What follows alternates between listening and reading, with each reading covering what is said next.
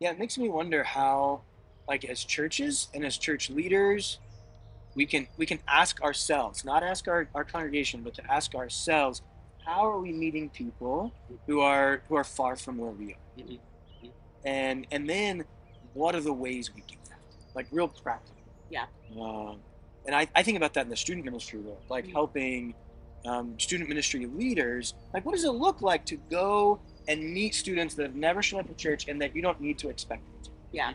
Yeah. Right? Yeah. Like, what does that look? But I think that applies to a whole church Yes. framework of, okay, like how do we go and meet people that we wouldn't naturally maybe run into, and to do that not as a bait and switch, but Right. authentically to say, no, we just actually want to be your friend. Well, we'll sit at your table, even if you've never decided to come to our. Yeah. Yeah. too. Yeah.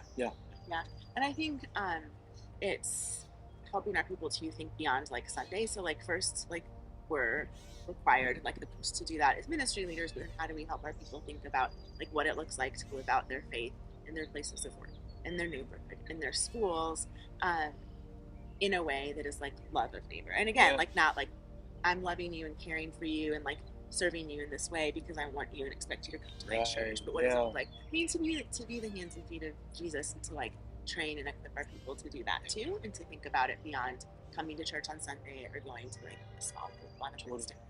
Which is really like the formational edge. Yeah.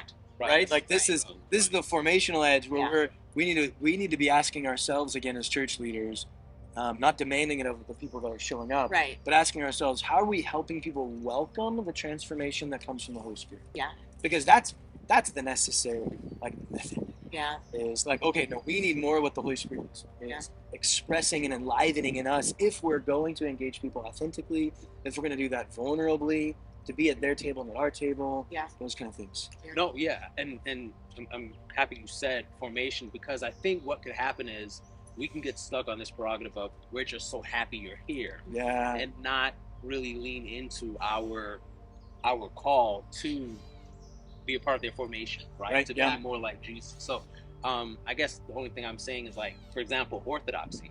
When we take these risks, when we're willing to sit at their table, Yeah. also realize that we have a role to play in saying, "Hey, I'm glad you let me sit here, but this is Jesus." Right? Yeah. This is Him, and just to make sure that we are still doing that, right? Does that make sense? There's still Huh? a call. Yeah. For Yeah. sure, to share the gospel. Yeah, you have to do I that don't in wanna between say these that. two I feel things. like it's so cliche to say Yeah. just share the gospel, Yeah. but it is. Yeah. Yeah. Yeah, you have to create spaces and really like relationship. This is one of the things I'm hearing from all of you. Really, it's like one of the key method pieces here is like, are we in real relationship, and are we ready to risk something? Yeah. That actually might be the small big risk. Yeah. Is And like non-transactional relationship, right? Non-transactional. Yeah. Yeah, absolutely. To be able to then say, I've met you as a friend. I want to introduce Jesus. Yeah. And then there's that formation of peace, Yeah. right? Like that movement that takes place. Yeah.